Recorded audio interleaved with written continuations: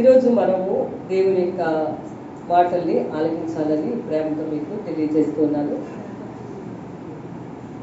చాలాసార్లు మనము మన జీవితంలో ఇది మనకి బాగా తెలిసిన ఒక విషయం. ఏం తెలుసు అంటే, మరి కొన్ని కుటుంబాల్లో, సమాజంలో కొంతమంది ఇట్లా అనుకుంటారు. ఏమంటే, మా బంధువులు నన్ను విడిచిపెట్టేశారండి, బంధువులు మా చుట్టాలకి మేము గుర్తుండలేదండి, లేకపోతే నా భర్తకి నేను అసలు గుర్తే ఉండను, లేకపోతే నా భార్యకి అసలు నేను గుర్తుండను అని అనుకునేవారు. అయితే మా పిల్లలకి మేము గుర్తుండమండి, మేము ఎంతో కష్టపడి రెక్కలు మొక్కలు చేసుకొని పెంచాం, పెద్ద చేసాం, అయినా సరే మరి మమ్మల్ని గుర్తు చేసుకోవట్లేదండి. వినట్లేదా? ఈ మాట చాలాసార్లు వింటున్నా. మా పెద్దవాళ్ళు అయిపోయిన తర్వాత ఏమంటుంటారంటే, మా పిల్లల్ని మేము అలా చూసాము, ఇలా చూసాం, కానీ ఇప్పుడు మా పిల్లలు మమ్మల్ని అసలు పట్టించుకోవట్లేదు, మమ్మల్ని అసలు చూడట్లేదు. అంటే మేము అంటే గుర్తు లేదు, లేకపోతే కొంతమంది అనాథాశ్రమాల్లో పెట్టేసేయడం, లేకపోతే ఓల్డ్ ఏజ్ హోమ్స్లో పెట్టడం. అంటే పిల్లలందరూ ఉంటారు చాలామంది. అప్పుడు వాళ్ళని కదిలించినప్పుడు వాళ్ళు ఇలా అంటుంటారనమాట. ఏమంటే, మమ్మల్ని ఎవరు గుర్తు చేసుకోవట్లేదు, మమ్మల్ని మర్చిపోయారు, మేము ఎవరికి గుర్తులేమండి అసలు అని మాటలు ఎక్కువగానే వింటాం, తక్కువగా ఏమీ వినము. చాలాసార్లు పలానా వాళ్ళకి మేము ఒకప్పుడు ఎంతో సహాయం చేసి పెట్టాం, అయినా ఇప్పుడు నాకేమో అవసరం వచ్చితే నాకు ఎవరు సహాయం చేసిన వాళ్ళు లేరు అని చెప్పి మనం ఇట్లా రకరకాలుగా కూడా ఈ విషయాలు ఇట్లాగా అనుకుంటూ ఉంటాం కదా. చాలాసార్లు మరి ఇంకా చెప్పాలంటే బోల్డ్ విషయాలు ఉంటాయి.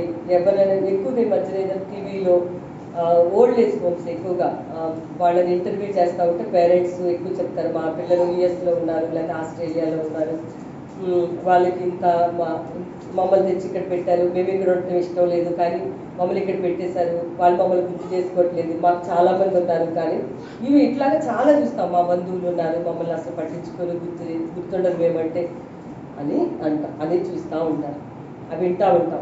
అంతేకాదు, మరి సమాజంలో సహజమైన విషయం ఏంటంటే, మనం మంచిగా ఉంటే గుర్తు చేసుకుంటూ ఉంటారు.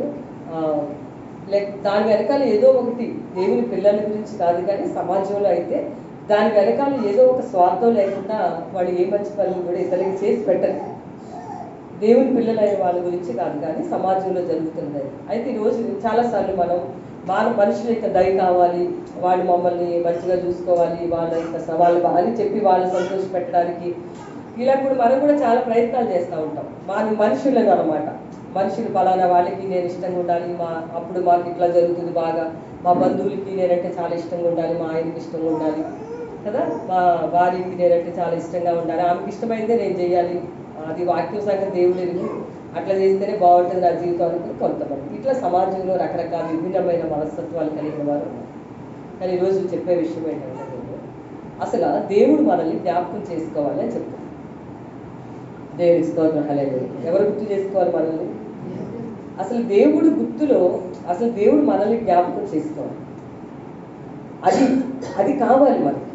ప్రభువు మనల్ని గుర్తు చేసుకోవాలి, దేవుడు మనల్ని కనికరించాలి, దేవుడు మనల్ని జ్ఞాపకం చేసుకోవాలి. యెషయా గ్రంథంలో ఏమనుంటుందంటే, సీయోను ఏమనుకుంటుందట, దేవుడు నన్ను మర్చిపోయాడని అనుకుంటుందని రాస్తాం కదా. చాలాసార్లు మనం ఆ వాక్యం వింటాము.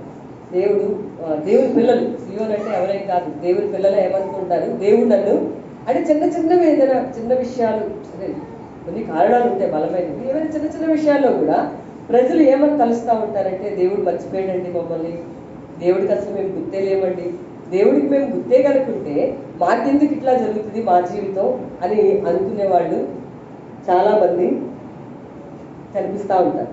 అయితే ఈరోజు దేవుడు మనల్ని జ్ఞాపకం చేసుకోవాలి, దేవుడు మనల్ని జ్ఞాపకం చేసుకుంటాడు అనే విషయాన్ని ఈరోజు నేను మీకు తెలియజేస్తాను.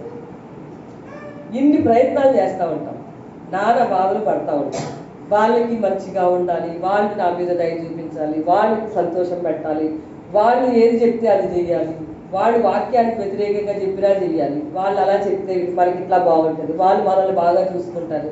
ఇవన్నీ కూడా దేవుని వాక్యం ముందు ఎప్పుడైనా సరే వెనక్కి వెళ్ళిపోవాల్సిందే. మన యొక్క గురి అనేది ఎప్పుడు ఒకటి ఉండాలి, దేవుడు మనల్ని జ్ఞాపకం చేసుకోవాలి అని ఉండాలి. ఎవరు మనల్ని జ్ఞాపకం చేసుకోవాలి? దేవుడు మనల్ని గుర్తు చేసుకోవాలి. ఆయన ఆజ్ఞాపింపగానే అది స్థిరపరచబడెను అని ఈరోజు కీర్తనల్లో చదువుకున్నాం.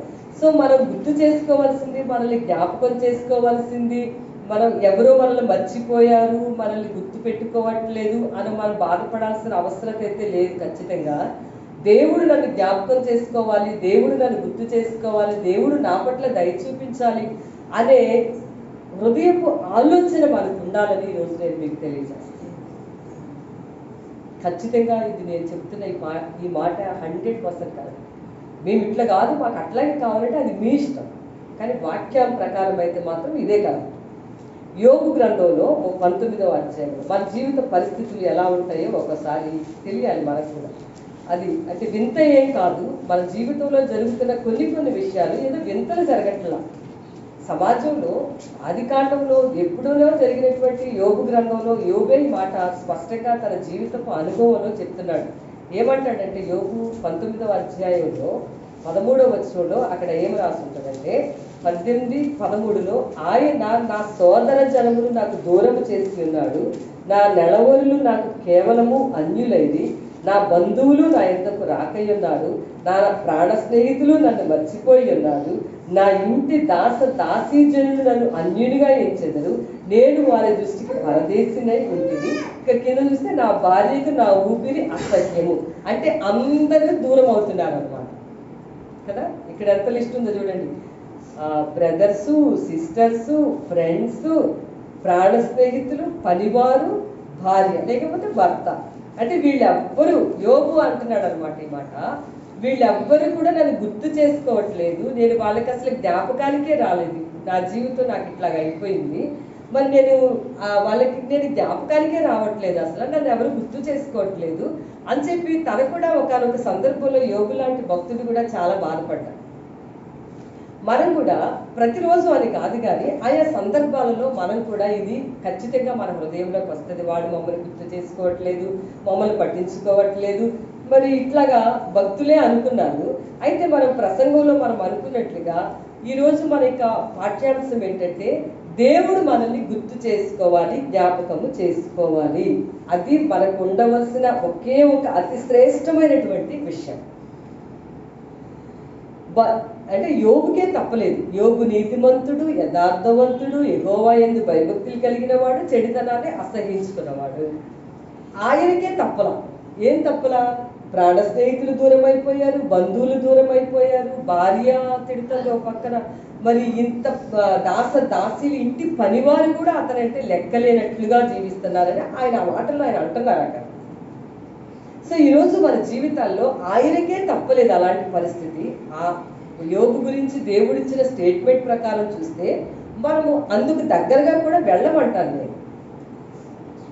చెడుతనాన్ని విసర్జించిన వాడు, యథార్థవంతుడు, బైబిల్లో రాశారు. అది మనం చెప్పుకున్న కొటేషన్ కాదు. దేవుడు బైబిల్లో యోగు గురించి అలా చెప్తే ఆ వ్యక్తి ఏమంటాడంటే, నేనంటే నా బంధువులకు లెక్కలేదు, నేనంటే నా స్నేహితులకు లెక్కలేదు, నా యొక్క ఇంటి పని వారికి, లేకపోతే నా భార్యకు, లేకపోతే భర్త, ఇలా ఏమి గుర్తు లేదు, జ్ఞాపకం చేసుకుని నన్ను ఎవరు, నేను ఇప్పుడు చాలా కష్టం, యోగు అన్నాడు, నేను చాలా కష్టంలో ఉన్నాను, చాలా దుఃఖకరమైన పరిస్థితుల్లో నేను ఉంటే నన్ను వీళ్ళెవ్వరు కూడా ఇప్పుడు జ్ఞాపకం చేసుకోవట్లేదు, నాకు చాలా మంది ప్రాణ స్నేహితులు ఉన్నారు. ఏ స్నేహితులు ఉన్నారు అతనికి? ప్రాణ స్నేహితులు కదా. ఫ్రెండ్స్ వేరు, ప్రాణ స్నేహితులు వేరు, వాళ్ళు కూడా ఉన్నారు, కానీ వీళ్ళు ఎవ్వరూ నన్ను గుర్తు చేసుకోవట్లేదని ఆయనే బాధపడ్డాడు. సో లైఫ్లో ఇవన్నీ కూడా జరుగుతాయి, మనకి ఏదో వింతలేవి సంభవించట్లేదు అనే విషయాన్ని ముందుగా మనం గుర్తుపెట్టుకోవాలి. ఈరోజు అది మనం చెప్పాలనుకున్నది, నేను చెప్పాలనుకున్నది, ఖచ్చితంగా దేవుడు మనల్ని గుర్తు చేసుకుంటే మనకి చాలు. దేవునికి స్తోత్రం, హల్లెలూయా. ఎవరు గుర్తు చేసుకుంటే చాలు? దేవుడు మనల్ని జ్ఞాపకం చేసుకుంటే ఆయన ఆజ్ఞాపింపగానే అది స్థిరపరచబడుతుంది. మనం ఇంకెప్పుడు కూడా ఈ మిగిలిన విషయాల మీద దృష్టి పెట్టుకొని అది ఇట్లా ఇది ఇట్లా చిన్న విషయాలు జరుగుతున్నప్పుడు, చిన్న సంగతులు ఏవో మనకు వచ్చినప్పుడు మనం దుఃఖపడిపోయి దిగులుపై ఉండవలసిన అవసరం లేదు. దేవుడు నా జీవితంలో నన్ను జ్ఞాపకం చేసుకుంటే చాలు, నా జీవితము తప్పనిసరిగా అతి శ్రేష్టమైన జీవితంగా నాకు ఉంటుంది తప్పకుండా. దేవుడు నన్ను, నా యొక్క కుటుంబాలని, నా పిల్లల్ని కూడా అలాగే శ్రేష్టంగా ఉంచుతాడు. ఎందుకంటే ఆయన జ్ఞాపకంలోకి నేను వస్తే చాలు అనుకోవాలి. దేవునికి స్తోత్రం, హల్లెలూయా. ఎవరి జ్ఞాపకంలోకి మనం రావాలి? దేవుడు సృష్టికర్త అయిన దేవుడి జ్ఞాపకం. అయితే దేవుడు ఎవరిని జ్ఞాపకం చేసుకుంటాడు? బైబిల్ ప్రకారం, వాక్యం ప్రకారం ఈరోజు ఆ మాటలు మనం త్వరగా వినేద్దాం. మరి ఎవరి, అందరికీ ఆశ ఉంటుంది కదా, కానీ దేవుడు బైబిల్ ప్రకారం కొంతమందిని దేవుడు జ్ఞాపకం చేసుకున్నాడు. బైబిల్లో నుంచి ఎవరెవరిని దేవుడు జ్ఞాపకం చేసుకున్నాడు ఈరోజు నేను మీకు బైబిల్లో నుంచి చూపిస్తాను. నెంబర్ 1, ఆదికాండంలో చూడండి. ఆదికాండం 7వ అధ్యాయం. బైబిల్ ప్రకారం దేవుడు ఎవరెవరిని జ్ఞాపకం చేసుకుంటాడు? మరి అందరికీ దేవుడు మనల్ని గుర్తు చేసుకోవాలనేది మనకి ఇష్టం. మనకి ఆయన జ్ఞాపకం చేసుకోకపోతే మనకు ఒక అడ్రస్ ఉండదులేండి. కాబట్టి తప్పకుండా ఆయన జ్ఞాపకానికి ఆయన మనల్ని గుర్తు చేసుకోకపోతే కావద్దు. కానీ మరి బైబిల్లో నుంచి ఈరోజు నేను ఆశ అయితే అందరికీ ఉంది, కానీ దేవుడు ఎవరెవరిని జ్ఞాపకం చేసుకుంటాడు, ఎవరిని గుర్తు చేసుకుంటాడు అనే విషయాన్ని ఈరోజు నేను ఏ విషయాలలోనైనా, ఏ సంగతుల్లోనైనా, కుటుంబంలోనైనా, లేకపోతే ఏమైనా అవసరతల్లోనైనా ఎలాంటి వ్యక్తిత్వం కలిగిన వారిని, దేవుని పట్ల ఎలాంటి వ్యక్తుల్ని దేవుడు జ్ఞాపకం చేసుకుంటాడో ఒక 2-3 పాయింట్స్ బైబిల్లోనే ఉన్నాయి. దాంట్లో చూద్దాం. మొట్టమొదటిగా, ఎవరైతే ఆయనకు విధేయులు అవుతారో, ఆయన మాట విని లోబడతారో, దేవుడు వాళ్ళని జ్ఞాపకం చేస్తారు. ఆయన మాట అంటే ఆయన వాక్యమే. ఆయన మాట అంటే ఏంటి? దేవుని వాక్యమే ఆయన మాట.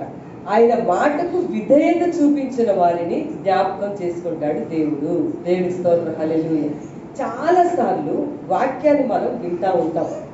మనం ఆ విన్న వాక్యానికి విధేయత చూపించాలని దేవుడు కోరుతున్నాడు. ఆ విన్న మాటలకి లోబడాలి.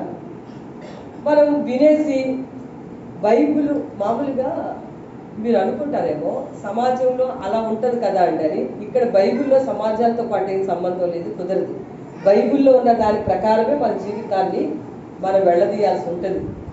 దేవుడు అంటున్నాడు, తన మాటకు విని, తన మాటకి ఎవరైతే విధేయత చూపిస్తారో, దేవుడు చెప్పిన మాట ప్రకారం లోబడతారో, దేవుడు వాళ్ళ పరిస్థితుల్లో దేవుడు వాళ్ళని జ్ఞాపకం చేస్తాడు. నెంబర్ 1, దేవుడు నోవాహుని జ్ఞాపకం చేసుకున్నాడు. 8వ అధ్యాయం 1వ వచనం చూడండి. దేవుడు నోవాహును అతనితో కూడా, ఆదికాండం 8:1 మరి ఎవరెవరిని గుర్తు చేసుకుంటాడో, మొట్టమొదటిగా విధేయత కలిగి ఆయన మాటకి లోబడిన వారిని గుర్తు చేసుకుంటాడు. 8:1 దేవుడు నోవాహును అతనితో కూడా ఓడలోనున్న సమస్త జంతువులను, సమస్త పశువులను జ్ఞాపకం చేసుకొనెను. దేవుడు భూమి మీద వాయువు విసురున్నట్లు చేయుట వల్ల నీళ్లు తగ్గిపోయాయి. చూడండి వాక్యంలో ఏమని రాస్తుందంటే, ఎవరెవరిని గుర్తు చేసుకున్నాడు దేవుడు?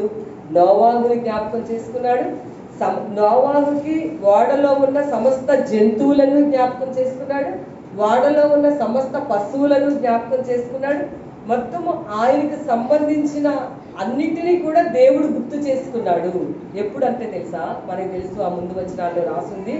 ఆదికాండం 7లో దేవుడు ఒక వాడ తయారు చేసుకోమని చెప్పారు. జలప్రళయం వస్తుంది, ఆ వాడలోకి మీ కుటుంబస్తులు వెళ్ళండి, కొన్ని జంతువుల పేర్లు చెప్పారు, అవన్నీ కూడా లోపలికి వెళ్ళాలని చెప్తే, మరి ఈ వార్తని ఆయన నోవాహు అందరికీ కూడా చెప్పాడు. కానీ వాళ్ళందరూ కూడా ఎగతాళి చేశారు, అపహాస్యం చేశారు. ఆయన దేవుడు చెప్పాడు ఇలా మాట అనంటే, ఆ గోడ తయారు చేస్తావా, వర్షం వస్తుందా, అన్ని రోజులు వర్షం కురుస్తుందా, ఓడలో ఉండాలా అని అవి తయారు చేస్తా ఉంటే, ఓడని ప్రిపేర్ చేస్తా ఉంటే ఎంత ఎగతాళి చేసి ఉంటారో అతన్ని.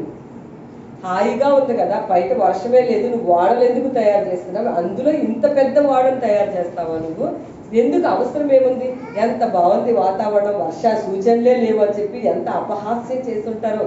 అయినా సరే ఏం పట్టించుకోకుండా దేవుడు చెప్పాడు. అక్కడ బైబిల్లో నాకు చాలా నచ్చింది, 7వ అధ్యాయంలో ఒక చక్కటి మాట రాసిందండి. 6వ అధ్యాయం 22లో ఏమని రాసిందంటే, ఆదికాండం 6:22లో నోవాహు అట్లు చేసెను, దేవుడు అతనికి ఆజ్ఞాపించిన ప్రకారము యావత్తూ చేశాడు. దేవుడు ఎలా చేశాడంట? నోవాహు ఏం చేశాడు? దేవుడు ఏదైతే చెప్పాడో అలా నోవాహు చేశాడు. ఏదైతే చెప్పాడో అంతా చేశాడు. కొంచెం చేసి కొంచెం ఆపలేదు. కొన్ని విషయాలు పాటించి మిగిలిన విషయాలు వదలలేదు నోవాహు. బాగా వినండి పాయింట్. మోషే కూడా సేమ్ ఇలాగే రాసుకుంటుంది. ఆయన గురించి కూడా కొన్ని విషయాలు విన్నారు, కొంతమంది కొన్ని విషయాలు వదిలేస్తారు, వాళ్ళకి నచ్చిన పాయింట్లు పాటిస్తారు, నచ్చని విషయాలు వాళ్ళ సొంత ఇష్టం వచ్చినట్లుగా చేస్తారు. వాళ్ళకి అనుకూలంగా వాక్యాన్ని మార్చుకుంటారు కొంతమంది కొన్ని విషయాల్లో మాత్రమే విధేయత చూపిస్తారు, కొన్ని విషయాల్లో అవిధేయులుగా ఇంకా ఆయన చెప్పినట్లుగా ఎక్కువ మ్యాక్సిమం ఇదే జరుగుతుంది. అయితే నోవాహు ఏం చేశాడని రాసింది అంటే బైబిల్లో ఏమంది, దేవుడు అతనికి ఆజ్ఞాపించినట్లుగా సమస్తము చేసెను. దేవుడికి స్తోత్రం, హల్లెలూయా. అన్ని విషయాల్లో ఈరోజు క్రైస్తవ జీవితంలో మనల్ని దేవుడు జ్ఞాపకం చేసుకోవాలంటే దేవుని మాటలు వినాలి, దేవుని మాటకు విధేయత చూపిస్తే దేవుడు మన పరిస్థితుల్లో తప్పకుండా దేవుడు మనల్ని జ్ఞాపకం చేసుకుంటాడు. కానీ కొంతమంది కొన్ని పాటిస్తుంటారు, కొంతమంది కొన్ని చేస్తుంటారు, కొంతమంది సగము చేస్తారు, కొంతమంది పావు చేస్తుంటారు, కొంతమంది అసలు ఏమీ చేయరు. అట్లా క్రైస్తవ విశ్వాసుల గుంపుల్లో ఇలా రకరకాల ప్రజలు, కొంతమంది వాళ్ళు భూ సంబంధమైన విషయాలను పెడతా ఉంటారు దీంట్లో. అక్కడ ఉన్న సాంప్రదాయాలు అవేవో కొన్ని ఉంటాయి, వాటిని తెచ్చి దీంట్లో పెడతా ఉంటారు అన్నమాట. అయితే ఈరోజు దేవుడు నిజంగా మానవుని జ్ఞాపకం చేసుకోవాలంటే కనుక దేవుని మాటలు విని చెప్పింది చెప్పినట్లుగా యావత్తు చెయ్యాలి. వింటేనే విశ్వాసం వస్తుంది, విశ్వాసం ఉంటేనే కార్యాలు చేయడానికి వీలవుతుంది. వినకుండా నీకు విశ్వాసం రాదు. బైబిల్లో రాసింది కదా, వినటం వల్ల ఏం కలుగుతుంది? విశ్వాసం. అందుకే చక్కగా దేవుని మాటలు జాగ్రత్తగా మనం వినాలి, జాగ్రత్తగా చదవాలి వాక్యాన్ని. అప్పుడే కదా మనకి తెలుస్తుంది వాక్యంలో ఏం చెప్పారు, ఫలానా విషయంలో ఏమని రాశారని. అప్పుడు దాని ప్రకారం మనం పాటించడానికి వీలవుతుంది. కాబట్టి నోవాహు ఏం చేశాడంటే కొంచెం పని చేసి మిగిలినది వదిలేయలేదు. కొంచెం దేవుడు చెప్పినట్లుగా చేసి కొంచెం తనకే మైండ్లో వచ్చినట్లుగా చేయాల. తను దేవుడు ఏదైతే చెప్పాడో మొత్తం అంతా కూడా అలానే చేసుకుంటూ వచ్చాడు. దేవుడు నోవాహుని జ్ఞాపకం చేసుకున్నాడు. దేవుడికి స్తోత్రం, హల్లెలూయా. నేను మనకి ఎలాగ ఉంటుందంటే దేవుడు అసలు ఏదైనా చిన్న కష్టం వచ్చింది అనుకోండి, దేవుడు అసలు నన్ను గుర్తు చేసుకోవట్లేదు, దేవుడు నన్ను అసలు మర్చిపోయాడు, దేవుడికి నేను జ్ఞాపకమే లేదు అని మనం అనుకుంటా ఉంటాం. కానీ మనం అప్పుడు ఏం ఆలోచించాలంటే దేవుడి విషయంలో నేను అన్ని చక్కగా వింటున్నానా, పాటిస్తున్నానా, దేవుడు వాక్యం అన్ని విషయాల మీద కూడా వాక్యం బోధిస్తూ ఉంటుందండి. అన్ని విషయాలు ఉన్నాయి బైబిల్లో. మన సొంత జ్ఞానాన్ని, సొంత ఆలోచనలని, సొంత తలంపుల్ని పెడితే కొన్ని విషయాలు చేస్తే కొంతవరకు మాత్రమే జ్ఞాపకం చేసుకుంటాడు దేవుడు. నువ్వు పూర్తిగా దేవుడు చెప్పినట్లుగా చేస్తే కంప్లీట్గా దేవుడు నేను జ్ఞాపకం చేస్తాను. లోకం దేవుడు నమ్మదగిన దేవుడు. దేవునికి స్తోత్రం, హల్లెలూయా. ఎవరు దేవుడు? నమ్మదగిన దేవుడు అండి దేవుడు. బైబిల్లో ఏమని రాసింది? సామెతల్లో నమ్మకమైన వారికి దీవెనలు మెండుగా కలుగును అని రాసింది. కాబట్టి మనం ప్రతి విషయంలో కూడా ఆయన చెప్పింది చెప్పినట్లుగా చేయాలి. మధ్యలో మన తెలివితేటలు అక్కడ పెట్టకూడదు. మీరు పెట్టారో మనం పెట్టలేదు అనేది ఒక్క ఆయనకే తెలుస్తుంది, తెలియాల్సిన ఆయనకే తెలుస్తుంది, మిగిలిన వాళ్ళకి తెలియదు. కాబట్టి ఈరోజు జాగ్రత్తగా ఉందాం. దేవుని బిడ్డలారా, అంత కష్టంలో ఉన్నప్పుడు దేవుడు ఆ కష్టంలో ఎవరిని గుర్తు చేసుకున్నాడంట? నోవాహుని జ్ఞాపకం చేసుకున్నాడు, వాడి కుటుంబాన్ని జ్ఞాపకం చేసుకున్నాడు. అంతేకాదండి, జంతువులను కూడా దేవుడు ఆ నోవాహుకు సంబంధించిన జంతువులను గుర్తు చేసుకున్నాడు, నోవాహుకు సంబంధించిన పశువులని జ్ఞాపకం చేసుకున్నాడు. పశువులు జ్ఞాపకం చేసుకున్నాడు.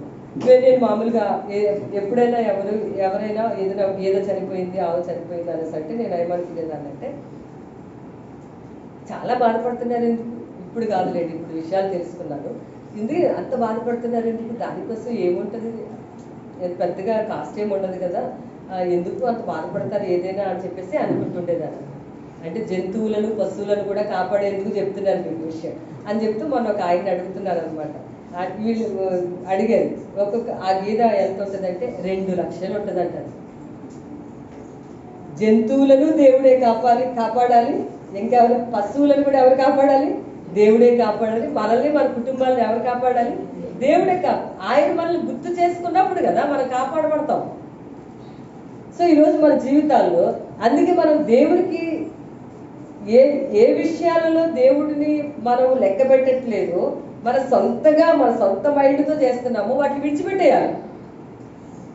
దేవుడు చెప్పినట్లుగా మనం చేస్తే, యావత్తు చేస్తే, కంప్లీట్గా చేస్తే ఆ పరిపూర్ణమైనటువంటి కార్యాలు మన జీవితాల్లో ఎందుకు జరగకుండా ఉంటాయి? తప్పకుండా జరుగుతాయి, తప్పనిసరిగా జరుగుతాయి. కాబట్టి సరి చేసుకోవాలి, దేవుడు గుర్తు చేసుకోవాలి అని అంటే కనుక మనం ఈ విషయాన్ని అబ్రహాముని 12వ అధ్యాయంలో దేవుడు పిలిచాడు కదా, మాట విని లోబడిన వారిని దేవుడు గుర్తు చేసుకుంటాడని చెప్తాడు. దేవుడు అన్నాడు, అబ్రహాం నేను అక్కడి నుంచి లేచి నేను నీకు చూపించే దేశానికి వెళ్ళాలి, నీ బంధువుల నుంచి, నీ తండ్రి ఇంటి వాళ్ళ నుంచి బయలుదేరి నేను నీకు చూపించే దేశానికి వెళ్తే కనుక నేను గొప్ప జనంగా చేసేస్తాను, నీ నామాన్ని గొప్ప చేస్తాను, నువ్వు ఆశీర్వదింపబడతావు, నిన్ను ఆశీర్వదించేవాడిని ఆశీర్వదిస్తాను, నేను శపించేవాడిని శపిస్తానని చెప్పాడు దేవుడు. అప్పుడు అసలు నిజంగా మామూలుగా అక్కడ ఇంకొక వ్యక్తి ఉంటే ఎన్ని ప్రశ్నలు వేసినావు, అసలు ఎక్కడికి వెళ్ళాలో తెలియకుండా ఎలా బయలుదేరాలి? First point. ఇక్కడికి అక్కడికి వెళ్ళి ఇల్లేసుకుని కూర్చోమని చెప్పలేదు దేవుడు, బయలుదేరమని అన్నాడు అంతే దేవుడు. అంటే అసలు ఎంత ఫెయిత్ అండి, అసలు ఎంత ఫెయిత్ అంటే పలానా చోటుకి వెళ్ళాలి అనేది మనకు తెలిసి వెళ్ళటం వేరు, ఎక్కడికి వెళ్ళాలో తెలియకుండా బయలుదేరింది వేరు. అది ఇంకోటి ఉంటే కనుక ఇలాగేదో పిచ్చి పట్టింది అనుకుంటారు. ఎక్కడికి వెళ్తారంటే తెలియదండి అన్నారు అనుకోండి, అప్పుడు ఎలా ఉంటుంది? ఎక్కడికి వెళ్ళాలో తెలియకుండా ఎలా బయలుదేరావు అని అడుగుతారా? అడగలేదా? అడుగుతారు. కానీ అబ్రహాము ఫెయిత్ ఏంటండి అసలు అంటాడు అబ్రహాము, ఇంకా దేవుడు చెప్పాడు అంతే, లేచాడు అనమాట, బయలుదేరిపోయాడు. అంటే ఎంత దేవుని స్వరానికి విధేయత చూపించాడు, దేవుని మాటకి ఎంత లోబడ్డాడండి అతను. అందుకే అతడు అబ్రహాముని దేవుడు అన్నాడు, అబ్రహాము నా స్నేహితుడు అని చెప్పాడు. దేవునికి స్తోత్రం, హల్లెలూయా. అబ్రహాముకి దేవుడికి ఉన్న సంబంధం ఏంటండి? ఈయనేమో సృష్టికర్త అయిన దేవుడైతే, ఈ అబ్రహాము అనే అతను మామూలు మనిషి అయితే, ఈ మామూలు మనిషిని పట్టుకొని ఈ మంటిలో కలిసిపోయి ఆ మనిషిని పట్టుకుని దేవుడు అంటాడు అబ్రహాము నా ఫ్రెండ్ అంటాడు. ఈరోజు మన జీవితాలు దేవుని స్వరానికి లోబడే మనసు ఉందా లేదా? దేవుని స్వరం ఇప్పుడు వాక్యం చెప్పడం వరకే మనందరం కూడా ఆ స్వరాన్ని విని ఆ మాటల ప్రకారం మనం జీవించాలి. అలా అబ్రహాము, అందుకని మనం అందరూ రక్షించబడ్డ వారందరూ విశ్వాసులకు తండ్రి అనండి. ఇంకా బైబిల్ ఇలా చెప్తుంటా వస్తే ఇంకా మోషే అలాగే చేశాడు, ఏలియా కూడా దేవుడు ఏది చెప్తే అలాగా చేశాడు. ఏలియా అన్నాడు ఆహాబుతో, ఇంకా అయిపోయిందిలే, ఇంకా 3 సంవత్సరాల వర్షం కురవదు, మంచు కురవదు ఇలాగని చెప్పి రమ్మని అన్నప్పుడు వెళ్ళి చెప్పొచ్చాడు. వెంటనే అయిపోయిన తర్వాత ఇంకా ఇతన్ని కేరీతు వాగు దగ్గరికి పంపించాడు దేవుడు. అక్కడికి వెళ్ళమని చెప్పగానే అక్కడికి వెళ్ళాడు. అక్కడ కూడా కరువు వచ్చింది, వాటర్ పోయాయి. అక్కడి నుంచి వచ్చేసి సారేపతి విధవరాలని ఒక సారేపతి ఊరుంది, అక్కడ పో అని అంటే, మళ్ళీ ఎందుకు ప్రభువా నేను ఎందుకు ఇట్లా తిరుగుతూ ఉండాలా? కేరీతు వాగు దగ్గరికి వెళ్ళమంటావు, అక్కడ నీళ్ళు అవగొట్టేసావు, మళ్ళీ ఇప్పుడేమో ఆ విధవరాల దగ్గరికి వెళ్తే ఆమె నన్ను పోషిస్తుందని అంటావు, నేను ఇంత గొప్ప దేవుని సేవకుడి కదా, నేనెందుకు పోవాలి అని తిరగబడటం కానీ, ఎదురు మాట్లాడటం కానీ, ఆ ఎదురు స్వరాన్ని వినిపించటం కానీ ఏలియా చేయలే. దేవుడు ఖచ్చితంగా ఏం చెప్పాడో అదే ఏలియా చేశాడు. దేవుడు అద్భుత మరణాన్నే చూడకుండా ఏలియా లోకాన్ని విడిచిపెట్టి వెళ్ళడం గొప్ప విషయం. దేవుని స్తోత్రం, హల్లెలూయా. వింటున్నారా దేవుని స్వరాన్ని? అసలు ప్రభు యొక్క స్వరాన్ని ఎన్నిసార్లు 24 గంటల్లో ఎన్నిసార్లు వింటున్నాను? దేవుని మాటకి అసలు విన్నదానికి ఎంత లోబడుతున్నారు? మన జీవితాలను మనం పరీక్షించుకోవాలి. ఇప్పుడు చెప్పిన వాళ్ళ స్వరం కాదు ఈ స్వరం. ఎవరి స్వరం? దేవుడు మనతో మాట్లాడుతున్నాడు అనే విషయాన్ని మనం జ్ఞాపకం చేసుకోవాలి. అందుకని వాళ్ళు చెప్పారు వీళ్ళు చెప్పారు కాదు, ఇది బైబిల్లో ఉందా లేదా? ఉంది. కాబట్టి ఇప్పుడు ఆయన స్వరాన్ని విని, అంటే ఆయన మాటలు విని విధేయత చూపించినప్పుడు దేవుడు గొప్ప కార్యాలు చేస్తాడు. దేవుడు మనల్ని గుర్తు చేసుకుంటాడు. అంత జలప్రళయంలో దేవుడు నోవాహుని, పశువులను, నోవాహు జంతువులను కూడా జ్ఞాపకం చేస్తాడు. కారణం ఏంటి?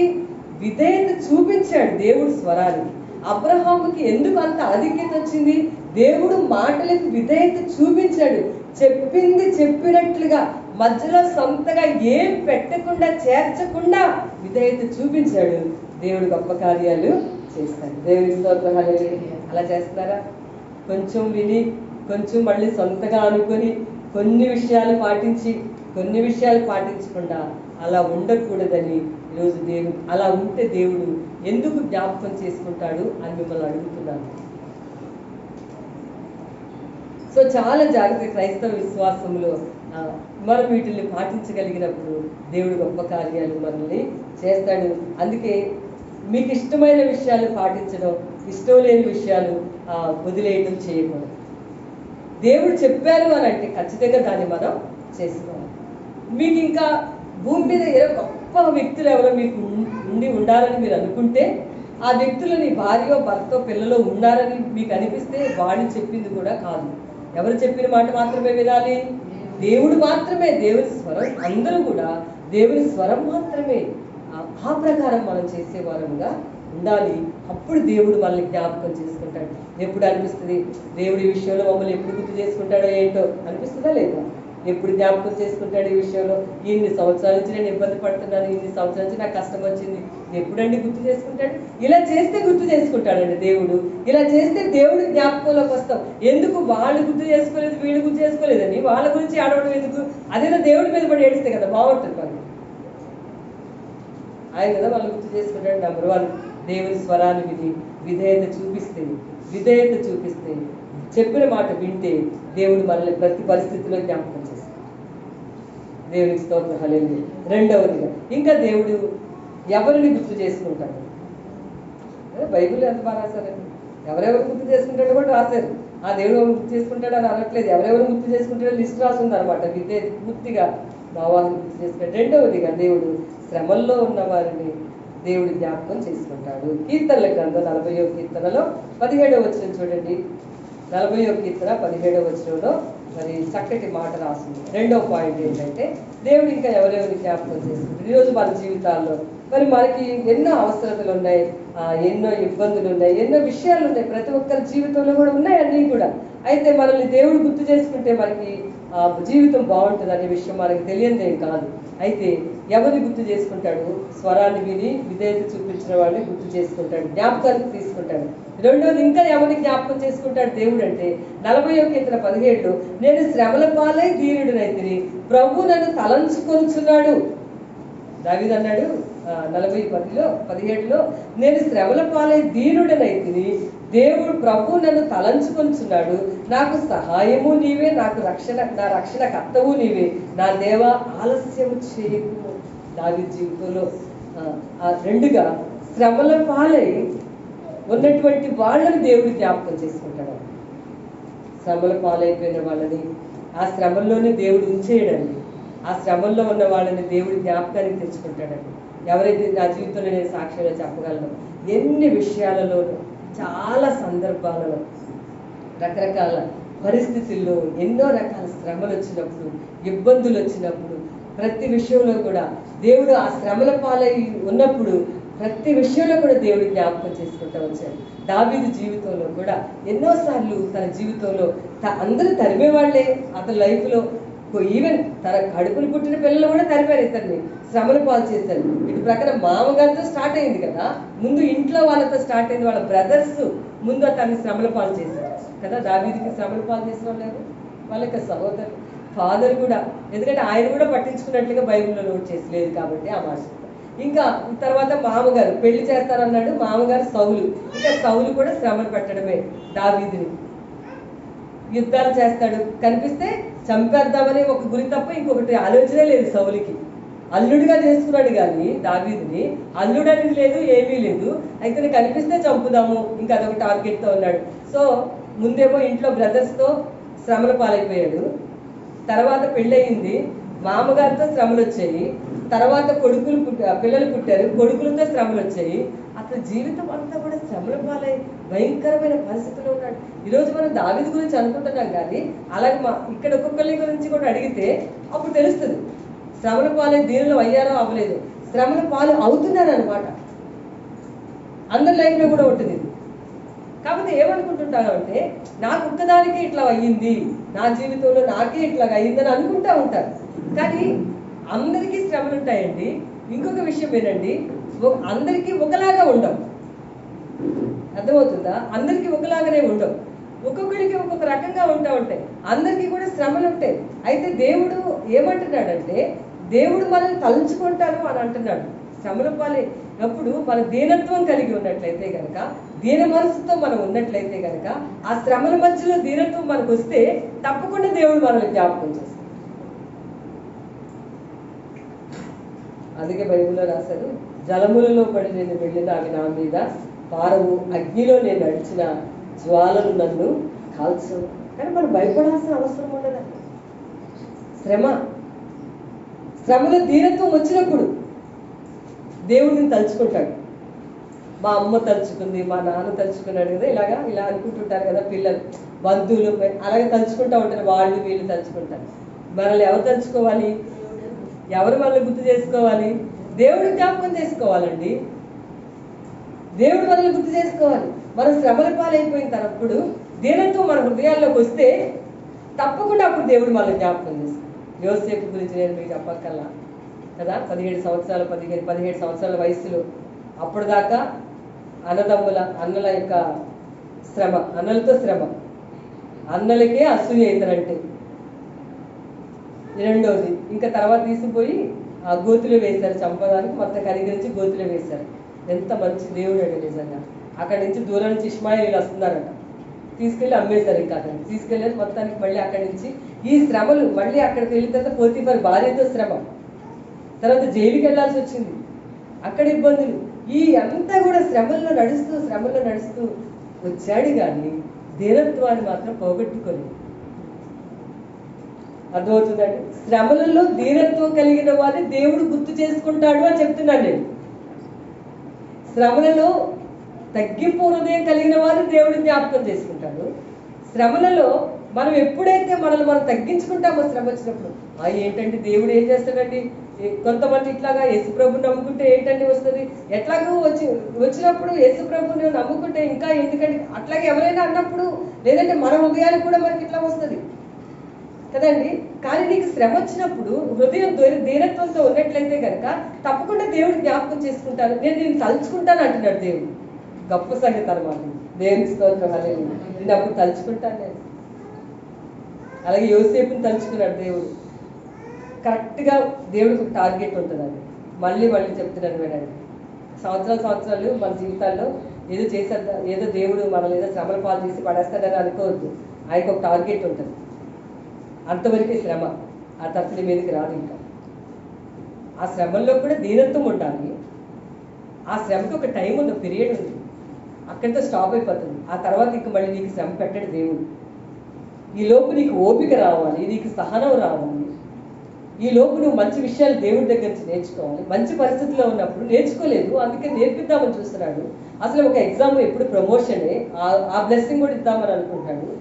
ఆ దీనత్వం నీలో ఉందా లేదా పరీక్షించి చూస్తూ ఉంటాడు దేవుడు. ఆ హంబుల్ నేచర్ స్వభావం కనుక నీ హృదయంలో శ్రమల మధ్యలో వస్తే దేవుడు తప్పకుండా నేను తలుచుకోండి. దేవునికి స్తోత్రం, హల్లెలూయా. ఇప్పుడు అట్లా కాకుండా ఎక్కువగా ఏం జరుగుతుందంటే, శ్రమలు వచ్చినప్పుడు బాగా మాటలు నోట్లో నుంచి బయటకు వచ్చేస్తూ ఉంటాయి అన్నమాట. శ్రమ వచ్చినప్పుడు ఏమొస్తుంది, దేవుడు ఏం చేశాడు అనుకోకుండా, అంటే మనకి కూడా ఏం చేశాడు, అసలు ఎందుకంటే మనకి చెయ్యాలి, అసలు ఏముందని ఇక్కడ ఏమంతా గొప్పగా ఉన్నామని దేవుడు మనకి చెయ్యాలి. ఏమైనా ఆయన చేశాడంటే ఆయన కృపే, ఆ కృప ఏదో చూపించి చేస్తా ఉన్నాడు అనమాట. మరి ఏమి గొప్పగా భక్తి ఉందని, ఏమి దేవుడు సంతోషపెడుతున్నామని, ఏముందండి మనకి, ఆయన చేసిన దానికి మనం ఏం ప్రతిగా చేస్తున్నామని చెయ్యాలి ఆయన మనకి. కాబట్టి జాగ్రత్తగా ఉండాలి క్రైస్తవ జీవితంలో. దేని బిడ్డ శ్రమలు వచ్చినప్పుడు దీనత్వం కలిగి ఉంటే, యేసుప్రభు ఎంత దీనత్వాలు చూపించాడని చాలాసార్లు మాట్లాడుతూ వచ్చారు. ఈ పాయింట్ మీరు ఇంకో చెప్పాలి. వాళ్ళు తిరగబడి యేసుప్రభు పునరుద్ధానుడే తిరిగి లేచిన తర్వాత వాళ్ళు వెళ్తూ ఉంటే, అసలు లేఖనాల విషయాలు వాక్యం అంతా మర్చిపోతే వాళ్ళ దగ్గరికి వెళ్ళి వాళ్ళకి పునరుద్ధారుడైన తర్వాత ఒక భోజనాలు సిద్ధపరిచి ఒక సేవకుడు లాగా వాళ్ళకి భోజనాలు ప్రిపేర్ చేసి పెట్టాడే దేవుడు. ఆయన ఎంత తగ్గించుకున్నాడు కదండి. ఆయన ఎంత తగ్గించుకుని రొట్టె విరిచి వాళ్ళకి పెట్టాడండి. కనీసం అది అది తిన్న తర్వాత వరకు కళ్ళు తెరవలేదు అనమాట వాళ్ళు. అది ఎంత హంబుల్గా విధేయతతో యేసుప్రభు ఆ పనిని ఆయన చేసి ఉంటారు. ఈయన చెప్పింది మర్చిపోయారు, పునరుద్ధానాన్ని మర్చిపోయారు, ఏవేవో మాట్లాడుకున్నారు. కానీ అసలు ఈ విషయాలే వాళ్ళకి గుర్తు రావట్లేదు. అయినా సరే ఒక సేవకునిలాగా వాళ్ళ దగ్గరికి వెళ్ళి వాళ్ళతో మాట్లాడి రొట్టె విరిచి వాళ్ళకి ఆహారం ఇచ్చాడని బైబిల్లో రాసు. అంటే ఆయన కూడా మరి దీనత్వాన్ని ఆయన చూపించారు వాళ్ళు. సో ఈరోజు శ్రమల్లో నీకు దీనత్వం ఉందా, తిరుగుబాటు ఉంటుందా? ఈరోజు మన వాక్యాన్ని ఫేస్బుక్ లైవ్ వాక్యం వింటారు చాలా మంది. శ్రమలు వచ్చినప్పుడు నోటిని ఇష్టం వచ్చినట్టుగా వాడేసేయడం, తగ్గింపు, గట్టిగా ఓపిక పట్టాలన్నమాట మన జీవితం. ఎవరి విషయంలో? దేవుడు నువ్వు ఎంత ఓపిక పడతావో, ఎంత సహనంగా ఉంటున్నావో, నువ్వు శ్రమల్లో ఉన్నప్పుడు ఎంత దేవుని బట్టి ఓర్చుకుంటున్నావో అదంతా నేను పరీక్ష చూస్తాను. చెప్పాను నేను, టైం ఉంటుంది, ఆ టైం పీరియడ్ తర్వాత నీకు ఇంకా శ్రమ రానివ్వడు. 30 సంవత్సరాలకి ఐగుప్తు దేశానికి ప్రధానమంత్రి కావాలి యోసేపు, అయ్యాడు అంతే. 37వ సంవత్సరం దాకా అతను అక్కడ ఉండడానికి వీల్లేదు, ఇంకా జైల్లో. అప్పటి వరకే శ్రమ స్టాప్ అనమాట. 30 yearsకి అతను రావాలి రాజుగా ఐగుప్తు దేశానికి. 30, 32, 33 దాకా ఇంకా ప్రలాగం చేస్తాడు. ఇంకా జైల్లోంచి ఇంకో జైలుకి కాదు, అక్కడ ఆగిపోద్ది అంతే. అతని జీవితం తలుచుకుంటే ఎంతసేపు అండి. దేవుడికి శ్రమలని పోగొట్టడం ఆయనకి అసలు. దావీదు జీవితంలో కూడా అభిషేకం ఇచ్చిన తర్వాత భయంకరమైన శ్రమలు పడ్డాడు, భయంకరంగా. ఓటి కుండ వాడినైతిని, మరణమై స్మరణకు రాకున్న వాడి వలేనైతిని, నేనంటే ఎవరికి గుర్తు లేదని ఆయనే రాసుకున్నాడు మాట చాలా. అయినా దేవుడికి ఒక ప్రణాళిక ఉంది. దావీదు కూడా 35 సంవత్సరంలోకి వచ్చేటప్పటికి ఖచ్చితంగా ఇజ్రాయెల్ దేశానికి రాజు అవ్వాలి, అవి తీరాడు దాన్ని. అప్పటితో లాస్ట్, ఇంకెన్నటికీ కూడా అతను మళ్ళీ ఇట్లా ఆయన జీవితంలో మళ్ళీ తన యొక్క లైఫ్లో దేవుడు ఆ సింహాసనం స్ట్రగుల్స్ వచ్చినా సరే మళ్ళీ సింహాసనం మీదకి అతను వచ్చింది. ఆలోచించండి, ఇది ఎప్పుడు జరుగుతుంది అంటున్నారు? శ్రమల్లో దీనత్వం ఉన్నప్పుడు ఇలా కార్యాలు జరుగుతాయి. తిరగబాటు చేసినప్పుడు కాదు, దేవుడిని మనుషుల్ని కూడా ఏదో ఒకటి అంటే కాదు వచ్చేది.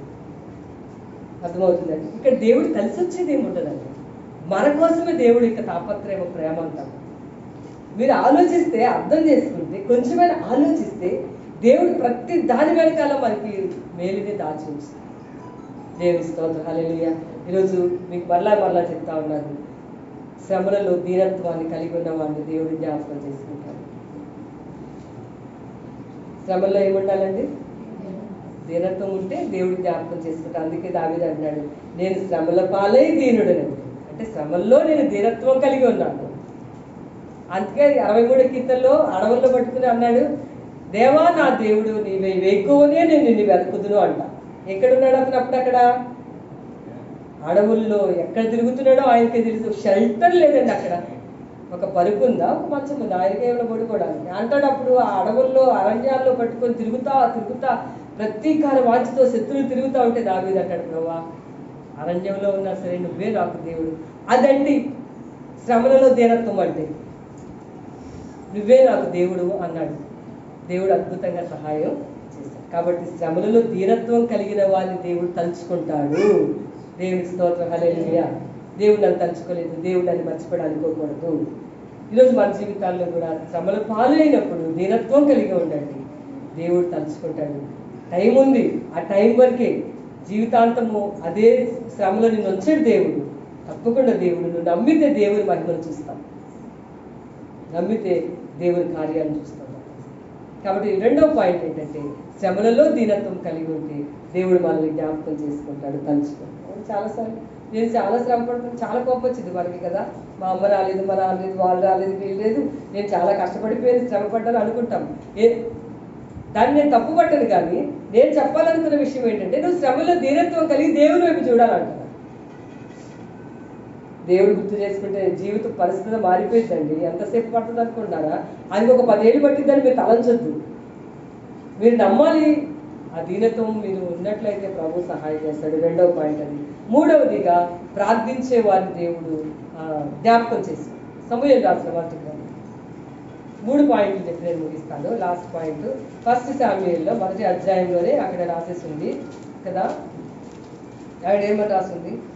చాలా శ్రేష్టమైన మాట. మూడవదిగా దేవుడు ఎవరెవరిని జ్ఞాపకం చేసుకుంటాడు? మొదటి పాయింట్ ఏం నేర్చుకున్నాం? ఆయన మాట విని విధేయత చూపించిన వారిని దేవుడు జ్ఞాపకము చేసుకుంటాడు. నోవాహు జ్ఞాపకం చేసుకున్నాడు, అబ్రహాముని, మోషేని, యోసేపుని ఒక్కళ్ళు కాదు, వీళ్ళందరినీ గుర్తు చేసుకున్నాడు దేవుడు. వాళ్ళ జీవితాలు అద్భుతం అయిపోయాయి.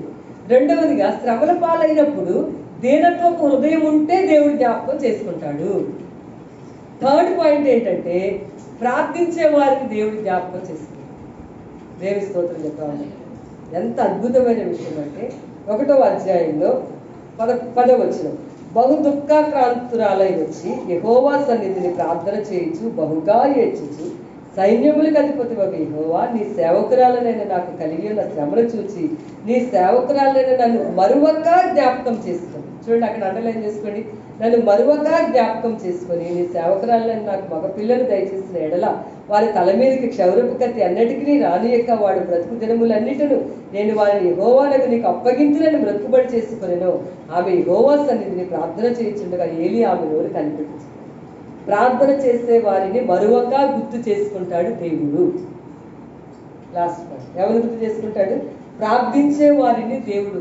ప్రార్థన చేసుకోవడం, ఉపవాస ప్రార్థన చేయడం, ఉపవాస ప్రార్థనలో ప్రార్థన చేయడము, లేదా స్త్రీల కూడికల్లో ప్రార్థన చేయడము, లేకపోతే ఇంట్లో ప్రార్థన చేయడము, లేకపోతే గృహ కూడికల్లో ప్రార్థన చేయడము, మనం ప్రార్థించే వారిని మరువకుండా జ్ఞాపకం చేసుకుంటాడంట దేవుడు. దేవునికి స్తోత్రం. హల్లెలూయా. రోమీయులకు రాసిన పత్రికలో మంచి మాట రాసింది కదా, ఎందరు యూదుడని గ్రీసు దేశస్థుడని ఏ భేదము లేదు, ఎందరు ప్రార్థన చేస్తారో వారందరికీ దేవుడు కృప అనుగ్రహించును అని రాసి. సో ప్రార్థన చేసే వారు అందరినీ దేవుడు జ్ఞాపకానికి తెచ్చుకుంటాడు. ఎవరెవరు ప్రార్థన చేస్తారు? ఇక్కడ ఏం చేసింది అన్న? దేవాలయంలోకి వచ్చి ఒక మ్రొక్కుబడితో ప్రార్థన చేసింది. మనం కూడా మ్రొక్కుబడి చేసుకుని ప్రార్థన చేసుకోవచ్చు. ప్రభువా, అది కూడా తప్పేం కాదు, కరెక్ట్ బైబిల్ ప్రకారం మ్రొక్కుబడి చేసుకొని ప్రార్థన చేసుకోవాలి. మ్రొక్కుబడి చేసుకుని ప్రార్థన చేసుకోవాలి. ఇంకా అంది, మరువక నన్ను నువ్వు జ్ఞాపకం చేసుకుంటే నా కుమారుడిని నేను నీకు ఇస్తాను అని చెప్పి. సరే, అలా ప్రార్థన చేసింది. ఎంత ప్రార్థన చేసిందంటే నోట్లో నుంచి మాటలు రావట్లేదు కానీ కన్నీళ్ళు వస్తున్నాయి అన్నమాట. అలా చూస్తున్నప్పుడు అక్కడున్న పరిస్థితులు, ఆయన ఏలీ ఒక రకంగా మాట్లాడినా సరే అంత కన్నీటి ప్రార్థన చేసిందాం. అలా ప్రార్థన చేసినప్పుడు మరి మరలా సంవత్సరానికి ఈమె వెళ్ళగానే ఆమెకు గర్భం వచ్చింది. తర్వాత సమూయేలు జన్మించినప్పుడు సంవత్సరానికి ఆమె దేవాలయంలోకి అనుకున్న మ్రొక్కుబడి ప్రకారం ఏదైతే మొక్కుకుందో ఆ మ్రొక్కుబడి తీసుకుని వచ్చి దేవాలయంలో అప్పచెప్పింది. అతనే సమూయేలు. దేవునికి స్తోత్రం. హల్లెలూయా. మనం ఏదైనా మ్రొక్కుబడి చేసుకుంటే తప్పనిసరిగా దాన్ని మనం చెల్లించుకోవాలి. నోటుకు వచ్చినట్లుగా ఊరకనే ఈ చర్చి ఊడుస్తాను, ఈ చర్చి చెప్తాను, లేకపోతే అది చేస్తాను అనుకుని వదిలేసేస్తే అది భయంకరమైనటువంటి శాపం. ఎవరైనా ఏదైనా ఇదొక్కటనే కాదు, లేకపోతే ప్రభు నువ్వు అలా చేస్తే నేను ఇలా కానికిస్తాను, లేకపోతే ఇలా చేస్తే నేను ఇంకొకటి ఇస్తాను, ఇట్లా ఉంటాయి కదా, లేకపోతే చర్చి చేస్తాను, లేకపోతే అట్లా చేస్తాను అంటారు కదా. మధ్యలో మనకి ఇష్టం వచ్చినట్టుగా చేయడం, మనకి ఇష్టం వచ్చినట్టు వదిలేయడం అది కరెక్ట్ కాదు బైబిల్ ప్రకారం. అది నోరు జాగ్రత్తగా పెట్టుకొని చేయాలి. అలా చేసింది, తీసుకొని వస్తాను అని చెప్పింది అనమాట. అంతే, తీసుకొని వచ్చింది కొడుకుని. ఆమెకి ఎంత బాధ ఉంటుంది హృదయంలో. లేక పుట్టిన కొడుకు తీసుకొచ్చి రావాలంటే, కానీ మనస్ఫూర్తిగా ఇష్టంగా తీసుకొని వచ్చింది. తర్వాత దేవుడు ఏం చేశాడు? ఆమె అలా చేసినందుకు నేను చాలాసార్లు చెప్తూ ఉంటాను మీకు, 3 కొడుకులు 2 కూతుళ్ళు పుట్టారు. మళ్ళీ ఒక్కటి ఇస్తే ఎంతమంది వచ్చారు? మళ్ళీ 5. ఎవరికి తీసుకొచ్చింది? దేవాలయంలో తీసుకొచ్చి పెట్టింది. ఏమంటే మీకు పలానా రోజులు వచ్చి ప్రార్థన చేసుకుని ఆమె నేనే మరి ఆ దేవుడిని అడిగాను, మరవకుండా నన్ను గుర్తు చేసుకోమన్నాను. నేను నా ప్రార్థన మరవకుండా దేవుడు జ్ఞాపకం చేసుకున్నాడు. ఇప్పుడు ఇచ్చాడు బాబుని, ఇదిగోండి అబ్బాయి తీసుకొచ్చి అక్కడ పెట్టాలని చెప్పి వెళ్ళిపోయిన తర్వాత మళ్ళీ పిల్లలు 5 దేవుడు ఆమెకు అనుగ్రహించాడు. ప్రార్థించే వారికి దేవుడు కృప చూపిస్తాడు. దేవుడు ప్రార్థన చేసే వారికి వాళ్ళని గుర్తు చేసుకుంటాడు దేవుడు వాళ్ళ కష్టంలో. దేవుని స్తోత్రం. హల్లెలూయా. మరొక గుర్తు చేసుకుంటాడు. కండిషన్ ఉంది కదా, దేని బట్టి జ్ఞాపకం చేసుకోవాలి? దేవుడు మనం మూలకంగా గుర్తు చేసుకుంటారని రాసుందా? ప్రార్థించేవారు. ఎబ్బేసి ప్రార్థన చేశాడండి. వేదన అయిపోయిందండి ఎబ్బేసి జీవితం. వాళ్ళ అమ్మకే కోపం వచ్చి వేదన అని పేరు వచ్చినట్టుగా ఎబ్బేసి అని పేరు పెట్టింది. ఏదైనా మంచి స్టైల్గా ఉన్న పేర్లు అట్లా అంటే ఇప్పుడు అర్థాలు తెలియట్లేదండి పేర్లకి. అప్పట్లో అర్థాలు ఉండేవి. ఆ ఎబ్బేసి అనే పేరు ఏంటంటే వేదన. వాళ్ళ అమ్మ వేదన అని పేరు ఎవరైనా పెట్టుకుంటారో ఆమెకు అంత కోపం వచ్చింది. ఆమె తక్కువ వచ్చి అతనికి ఆ పేరు పెట్టింది. అందరు చూస్తున్నాడు, అందరికంటే తక్కువ, అందరు తను తక్కువగా చూస్తారు అనమాట. తను చాలా కష్టపడ్డాడు జీవితంలో. ప్రార్థన చేశాడు అంతే. నిశ్చయంగా నువ్వు నన్ను ఆశీర్వదించి నా సరిహద్దులు విశాలపరిచి నీ చేతులు నాకు తోడుగా ఉంచి ఏ కీడు రాకుండా నన్ను చెయ్యి అన్నాడు. అంతే. అందరికంటే గొప్పగా దేవుడు దీవించాడు. దేవునికి స్తోత్రం. సహోదరులందరికంటే, ఎప్పుడు సహోదరుల కంటే ఎక్కువగా దీవించాడు? ప్రార్థన చేసినప్పుడు. అతడు ఇలా 4 ప్రార్థన చేసుకున్నప్పుడు సహోదరుల కంటే ఎక్కువగా దీవించబడ్డాడు ఎబ్బేసి. దావీదు అంటాడు, నేను సాయంకాలం మధ్యాహ్నం ఉదయం ఇవన్నీ కూడా వాక్యం చదువుకుంటాను, ప్రార్థన కూడా చేసుకుంటాను అంటాడు. సో అలాంటి ప్రార్థన విషయం వచ్చినప్పుడు మనం ప్రార్థించే వారంగా ఉంటే కనుక దేవుడు వాళ్ళని గుర్తు చేసుకుంటాడు. ఎంత శ్రమ వచ్చినా దేవుడు గుర్తు చేసుకుంటాడండి. అందుకే వాళ్ళు ధైర్యంగా ఉండొచ్చు. ఇప్పుడు ఎవరికి ప్రార్థన చేసుకునేవారు నాకు ప్రార్థన చేయాలంటే కాళ్ళు నొప్పులండి, ప్రార్థన చేయాలంటే నిద్ర వస్తుందండి, ప్రార్థన చేయాలంటే అలసిపోతారండి, పనులు అవ్వట్లేదండి. వీళ్ళకి కాదు, పనులే అవ్వవండి, మేము 24 గంటలు డ్యూటీ చేస్తామంటామండి. వీళ్ళకి కాదు, అందుకనే మేము చేయలేకపోతున్నామండి, అందుకే మేము ఉపవాస ప్రార్థనకి రామండి, అందుకే మేము గృహ కోడికలకు రామండి, మాకు డ్యూటీయే డ్యూటీ అండి, మేము అలాగా మాకు బోల్డ్ పనులండి, అసలు మాకు తీరికే ఉండదండి. వీళ్ళకి కాదు, మాకు డ్యూటీ కాదండి, రాత్రి 11 దాకా డ్యూటీ చేయాలి. వాళ్ళకి కాదండి, వాళ్ళకి చేయడండి దేవుడు. వాళ్ళు గుర్తు చేసుకోండి, మళ్ళీ వినండి నేను చెప్పేమాట. ప్రార్థన చేసేవారు దేవుడు జ్ఞాపకాన్ని తీసుకుంటారు. దేవుడికి స్తోత్రాలు. చాలా కరెక్ట్ అయిన కారణం ఉంది కదండి, అది దేవుడికి తెలుసండి, ఎవరికంటే తెలుస్తుంది అదంతా. బైబిల్లో అలా రాసి లేదు కాబట్టి మరి నేను అలా చెప్పలేను. బైబిల్లో కనుక పోలే సరైన కారణం ఉంటే వదిలేయచ్చు, మీరు ప్రార్థనలు మానేయచ్చు అని కనుక రాస్తే అలా చెప్పొచ్చు ప్రసంగం, కానీ అలా లేదే బైబిల్లో. బైబిల్ అంతా టోటల్గా ఎడతెగగా ప్రార్థించండి, ఎల్లప్పుడూ ప్రార్థించండి. ఒక సూపర్ ఏంటంటే చేతులు ఎత్తి మీరు అని మీరు ప్రేయర్ చేస్తే మీరు గెలుస్తారు, ప్రేయర్ మానేసినప్పుడు మీరు ఓడిపోతారు, రాసే ఉంది బైబిల్ ఎక్కువగా. అది నాకు అంతే, మీకు అంతే.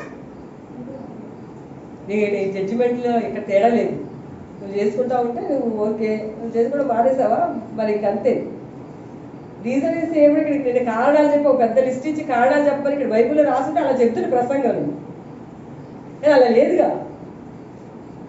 జాగ్రత్త. క్రైస్తవ జీవితంలో ప్రార్థన అనేది ఊపిరిలాంటి. నేను కూర్చుంటే నొప్పి, నాకు నేను లెగిస్తే నొప్పి, నేను కాళ్ళు నొప్పి, ఇలా చేయలేను, నేను అట్లా కాదు, అది నేను నా సంగతి నీకు తెలుసు కదా, దేవుడా నేను ఎట్లా ఉంటాను నీకు తెలుసు, అన్నీ తెలుసాయి. ఆయన తెలియదు ఏమీ లేదు. ఏవో కారణాలు చెప్పండి, కొన్ని కారణాలు చెప్తే ఆ ప్రేయర్ చేయకపోయినా ఓకే అంటారు అని అంటే దేవుడు బైబిల్లో ప్రసంగాలు అలా వచ్చును, కానీ అలా లేవు ఇక్కడ. ప్రేయర్ అనేది ఆక్సిజన్ లాంటిది అన్నమాట. ఒక్కటే అండి పాయింట్, నేను మీకు టోటల్గా ఈ పాయింట్లో నేను చాలాసార్లు మాట్లాడతాను, కానీ ఒక్క పాయింట్ మాత్రం చెప్పగలను. మీరు ప్రార్థనలు చేసుకుంటున్నప్పుడల్లా గెలుస్తారండి. మీ పరిస్థితుల్లో ఇష్యూస్ ప్రాబ్లమ్స్ ఉంటాయండి, మీరు ప్రార్థన చేసుకున్నంతసేపు మీరు గెలుస్తారండి. ప్రార్థన మారినప్పుడల్లా మీరు ఓడిపోతారు. ఏ తేడా లేదండి, ఏమీ లేనే లేదు. నేను ప్రార్థన చేస్తా ఉన్నాను ఒకరోజు మా పిన్ని వాళ్ళ ఇంట్లో. మేము ఏం చేసుకున్నాం, ప్రార్థన చేసుకుంటే గబగబా మా పిన్ని కూడా ఇట్లా వచ్చేసి తీసుకొని వచ్చి ప్రార్థన చేయి, నాకు కూడా ఏం కొన్ని పనులు చెప్పారనమాట. చూడండి వాళ్ళకి ఎంత విశ్వాసం ఉందో, ప్రభు నమ్మని వారికి కూడా విశ్వాసం ఉంది. మీరు ప్రార్థన చేస్తే అవుతుంది కదా, ప్రేయర్ చేయండి, ఇదిగో ఈ పాయింట్ కోసం ప్రార్థన చేయండి, ఇది బాగా ఉండాలి, జరగాలి అని చెప్పి ఆమె చెప్తా వచ్చింది. ఈరోజు అన్నీ తెలిసిన వాళ్ళకి రకరకాల విషయాలు చెప్తా ఉంటారు, మేము వింటామండి నోటితో, మా చెవులతో, కానీ మరి కార్యాలు చేసేవాడు దేవుడే కదా. వింటాము, అయ్యో ప్రభు వాళ్ళు సహాయం చేయ ప్రభు అని కూడా ప్రార్థన చేస్తారు, కానీ ప్రేయర్ చేయకపోయినా కార్యాలు చేస్తారని రాయలేదు బైబిల్లో. సో ప్రేయర్ మానేరు లైఫ్లో ఓడిపోతారని చెప్తారు. ఓడిపోవడం అంటే మాకు చాలా పెద్ద పెద్ద జాబ్స్ చేస్తున్నా మేము ఇంత అంతా కాదు, మీరు ఎంతైనా కానివ్వండి, మీరు అది లేకపోతే మాత్రం మీరు ఓడిపోవడం ఖాయం. సో జాగ్రత్త. ప్రార్థన చేసే వాళ్ళందరినీ మరువక జ్ఞాపకం చేసుకుంటారు అంది హన్న. దేవునికి స్తోత్రం, హల్లెలూయా.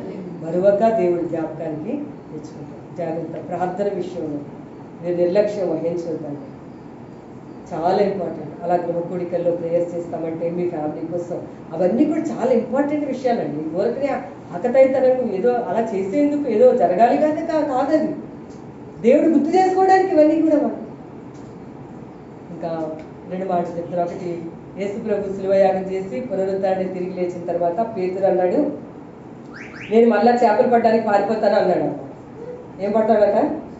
అప్పుడు దాకా ఏం చేశాడు? యేసు ప్రభు వెనక తిరిగాడు, తిన్నాడు కదా, బాగా చక్కగా మంచి శిష్యుడు అనిపించుకున్నాడు. చివరిలో ఓడిపోయాడు, కానీ మళ్ళీ సజీవ సాక్షిగా నిలబడ్డాడండి. అయితే మరి దేవుడు ఎంతగా గుర్తు చేసుకోవాడంటే పేతుర్ని, మళ్ళీ చేపలు వల వేసి పట్టేద్దామని ఆలోచిస్తూ ఉంటే దేవుడు ప్రత్యక్షమై, పేతురు నువ్వు నన్ను ప్రేమిస్తున్నావా అని అడిగాడు. దేవుడు ఎంత బాగా పేతురు గుర్తు చేసుకున్నాడండి.